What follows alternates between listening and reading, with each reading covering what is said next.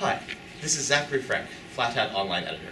Today I'm sitting down with Colin Danly and Kendall Lorenzen, running for President and Vice President of the Student Assembly, respectively. Now, briefly, why are you running? I think for us, it really was natural. I think our experience in the Student Assembly, and I've had 2 years as a senator, and Kendall was in the Senate for 2 years in the executive. Our partnership and when we came to the table was natural. But once we started to talk to each other and really figure out what we were for, and it really became more about the issues, what we're for and kind of our platform, we really believe it's right for William and Mary. We really believe that it'll take William and Mary in the right direction and continue on this path towards kind of excellence and really something great. And I think for us, it really became about the issues. It was natural for us to want to run for this position just because of our time in the Student Assembly, and we really kind of, I think, reached the end of our leadership as our normal other positions, and it was just kind of like, oh, well, maybe we should try out this position. And I think once we sat down and started formulating our ideas and talking about, what do we want to run on, what do we want to believe in, it really became about the issues and our vision. I mean, honestly, I think we have the best vision for the school. I see a better William and Mary in the future, and I want to bring us there. Yeah. I think we just really care about the school. I think from day one we've been trying to make the campus better. Just the simple things that we do, and we've seen from our experiences that we were able to do that through Student Assembly, and by becoming President and Vice President, we think that we'll be able to do that for all students on a larger scale. Now, Colin, it's interesting that you mentioned that running for the SA presidency was a natural growth from your prior experience. You and Kendall are the only candidates running who have in the past held elected positions on the SA. Now, how do you feel that experience would affect your term if elected? Well, I think we kind of know the ropes. I think our experience has allowed us to really build relationships with administrators, other people in the Student Assembly, and really know the quirks and the ins and outs of the Student Assembly. It really is an interesting organization, and I don't think, like many organizations, each has its own quirks and things about it that takes a little time to learn.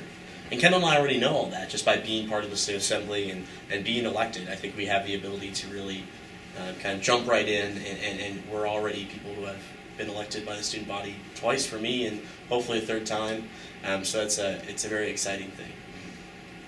I think that we've just learned how to navigate and of the different avenues of the Student Assembly and how to best connect students to the different resources that are needed. So I think that, it was just natural. Now, on your website, your mission statement is to collaborate, innovate, and empower, is the words used. Now, just briefly, could you explain what those three words mean in relation to your platform? Awesome. So I think collaborate really came about the fact that we believe that community issues take community action. And who doesn't want a more collaborative, innovative, and empowering, Student Assembly and William and Mary? I mean, it's really about how do we get there, and how do we bring those things and incorporate them into kind of our government and our administration. And for us, I think it was easy for collaborate just because it was like, how do we bring people together? And you can say collaborate and we want to talk about community issues and do community action, but you actually have to get people in the room. And that's why our Leadership Summit idea does just that. It brings all the campus leaders into one room and says, hey, let's talk about community issues and let's forge unlikely partnerships that you might not think about. Also, the graduate mentorship program, I think, is a perfect example of collaborate too, just because, I think that there are a lot of resources that graduate students are aware of in terms of career development and different things that, undergraduate students aren't necessarily getting access to.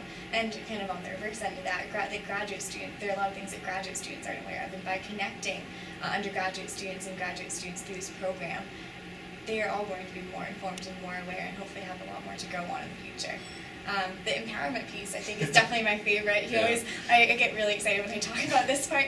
I am really, really excited about the civil discourses seminar idea that we have. So basically, kind of the idea behind that is we've already talked to OCE, the Office of Community Engagement, and they said they're willing to partner with us and give us one of their graduate students that they're going to be hiring for this next year. So what we want to do is this graduate student is going to be knowledgeable about deliberative democracy, which is this whole study on how to have conversation about topics that are difficult to have. So what we want to do is have this person train students in how to have discussion about topics that might be divisive. And then these students will go out into the community and stage community discussions on these things.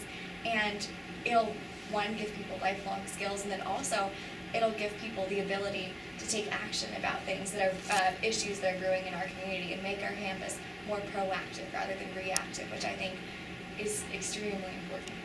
And I think finally is the innovation and technology, which kind of overlaps the two in a way. And we really believe that technology is the way forward, and incorporating and kind of dealing with that dynamic between, William & Mary being a very old 321 years, and then how do you incorporate new technologies into that while keeping kind of this tradition and other things like that. So we really encourage and like innovation. And one thing we want to do is, in the world of big data, the Student Assembly is one of the organizations, I think, maybe that doesn't really use any information about big data. So we want to create a census agency that actually goes out and gets this big data and says, like, all right, let's pull the student body, let's talk to administrators, let's figure out what programs are actually needed and what programs are not. And I think we make a lot of decisions on the Student Assembly of perceived student need rather than actual student need. And I think most of the time those two things align, but to have some hard data to back that up, I think it's kind of the way that we can make the Student Assembly a little bit more effective and efficient. And one of the more interesting pieces of your technology plan references the possible use of drones at William & Mary. Could you elaborate on that point a little bit? That was interesting to see. Yeah, so I think it may have been misunderstood, and I apologize for that, but the idea of the drones isn't that we were going to buy a drone and then use it, as much as the technology incubator is an example of what could come out of it. So kind of the idea of the technology incubator is we're going to get like-minded people who love technology and are creative in a room. I don't know if you ever heard of Google X, like their lab. It's basically like a no-holds-bar lab that they have no one in there saying no. They have unlimited resources, and they do something called moonshots, where they try to have great ideas and like shoot for the moon. Like things, in the 1940s, no one would have ever thought to go to the moon, but we dreamt about it in the 60s. And to really think about what technology means to William & Mary, I don't know what drones could be used for at the college. I really don't, and I have no idea. But there's someone might be out there who says, like, oh, we can use drones for aerial photography, or we can use drones to map like how people walk to class, and we can figure out like what paths need to be needed to upkeep a little bit more. And about getting those people in the room to say, all right, how do these technologies affect the college? Where can we incorporate them? I think the drones piece was maybe a little misinterpreted, and that is our fault. But we're not saying we're going to buy a drone. It's more about having a space where people who are creative and like-minded can talk about technology and its way it affects and kind of interacts with the college, and having a space where they have like the ability to do that, and then bringing it back to us, and we are the ones who are going to be like, maybe we can't get a drone because of FAA regulations, and it might scare some people. So that's kind of what that technology incubator is really about. We just kind of want to bring people that have different skill set than us into one room that are aware of all these different technologies and try to see if we can find ways that we can use these up-and-coming technologies to improve the day-to-day operations of campus. That's really what that idea comes down to. Now, going back for a minute about your technology plan using big data at William & Mary, on your website you mentioned forming a census agency for William & Mary. Now, previously, student surveys and elections don't receive great turnout. How do you propose to fix this problem with your census agency? Well, I think William & Mary actually has a pretty good turnout rate. We have about between 30 and 40% on our surveys that we put out. The national average is between 8 and 15%. So William & Mary students really do love to kind of reach surveys. And another way we want to do that is actually, if you know how you have to update your kind of contact information every semester, to put another page on that, so when you have to go through and say, like, yeah, this is my home address, or yeah, this is like my emergency contact, to have 10 really simple, easy questions that are required for each student to actually complete, so that they can start building a database and like mapping trends over years. So that's how we hope to increase people, making sure they respond to the agency, and also working with faculty and staff to get a sample.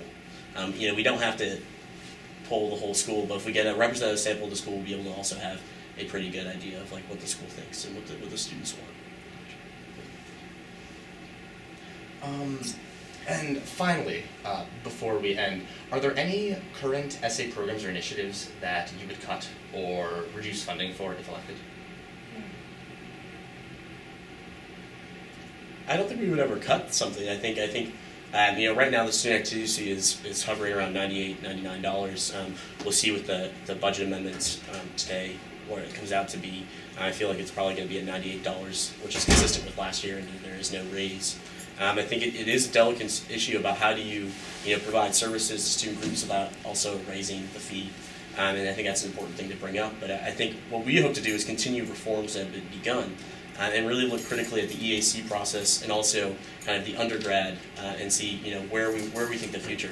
I have a saying that we govern for the next 10, not the next one. I think Kendall and I both agree that we have to look to the future about when we make reforms and kind of how we deal with the code. I think we also, one of the things we might want to look into with surveying is STI subsidization.